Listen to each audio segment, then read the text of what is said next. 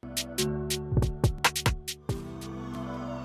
continuing the very important conversation that is all about load shedding. Civic organizations are planning to take the streets against load shedding, joining a chorus of organizations alongside with political parties. The aim of this campaign is to face the devastating impact that load shedding has on our livelihood, on our health, as well as our daily lives. Joining us in the studio today is Legal Officer Mayson from Unite Behind, who is going to be talking to us about how we can fight load shedding, and most importantly, who also has the will and the zeal to fight for all young people out there and standing for us in the gap when it comes to fighting load shedding. Joe, welcome to the show. Thank you for joining us. Thanks so much for having me. Yeah. Now, talk to me about Unite Behind. Unite Behind started in 2017. It started as a group of about 20 different civil society organizations. Fighting a number of issues. Chief among them was corruption and state capture. We then transitioned into being our own non-profit. Now we have two main campaigns. One is Fix Our Trains campaigns, trying to get PRASA back up and running. And then the second one we've just started is the Electricity Action Campaign. And we're going to get into that one very quickly. But what I want to find out before we get into that one, what are some of the challenges of you, because you said you moved into a standalone NPO. What was those challenges like? Well, that wasn't so much of a challenge. I think the challenge that we currently face in South Africa all over is there's sort of been a death of civil society organizations generally. You don't see, the whole space is really emptied. And this load shedding crisis is terrible, and it affects South Africans terribly, of course. But what we've seen and what is so inspiring is the amount of support that is poured out. And people are really unifying.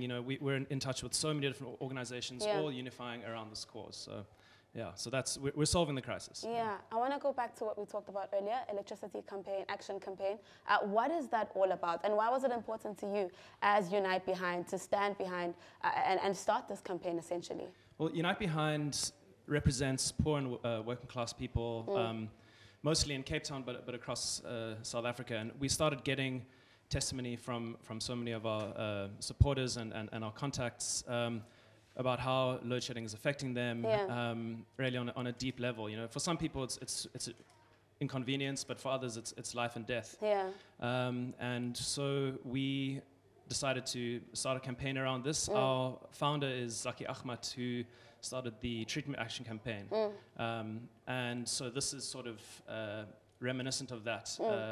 It'll be structured in a similar way, where we focus on community education, so people become literate and understand the crisis, and then mobilize. And so we're going to have thousands of people on the streets on the 9th of February at SONA, and we really need to put pressure on government to solve this crisis.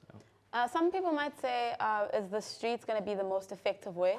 Because, as we've seen in South Africa, I feel like the streets are some of the most effective way, because every breakthrough that we've had in this country has because people have come together and say, we're going to march for what we believe in. But how else can we spread awareness, especially because some of us are just, it's like, it's an inconvenience. But for some people, it's like they're closing down their shops. Are they losing money? There's so much depth that comes with load shedding, other than inconvenience. Look, we think it's important for people to voice their anger around this and their hurt. As you say, shops are closing, but I think, worse even is that criminality is allowed to spread under this cover of darkness. People's medicines are going off because they can't keep them in the fridge.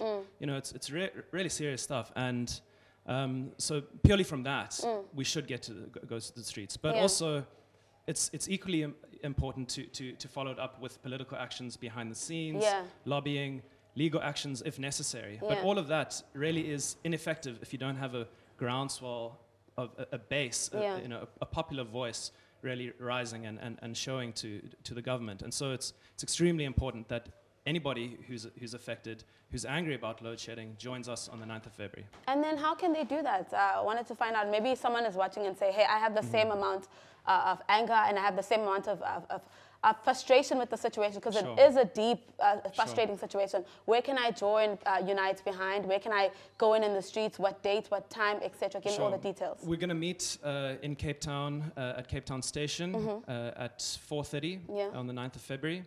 You can contact us if you need help with transport. Yeah. You can contact me, Joe Mayson, at gmail.com. That's JOEMAYSON at gmail.com. Or info@unitebehind.org.za. Yeah. And you can also find us on Facebook. If you just search Unite Behind, we'll come up. Or on Twitter, same thing. If you search our handle, Unite Behind, it'll come up. Quickly, do you think this load shedding problem is going to last for a bit of a while if we don't take action right now? Is it an urgent situation for us to move right now? It's absolutely urgent.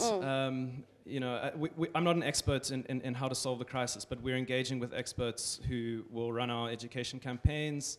We have several demands which we think will help. You know, we want to solve the crisis long term. You know, it's not just a short term fix. I think what we can do is fire Gwede Mantashe. Yeah. He's been there for 4 years, and he hasn't added a single megawatt of power, of public power in that time. You know, we can create a separate ministry and department for energy by itself.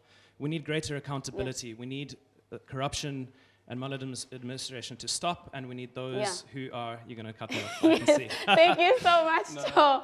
Right fine. now, though, a quick ad break for you and yours. Thank you so much. I'm so sorry.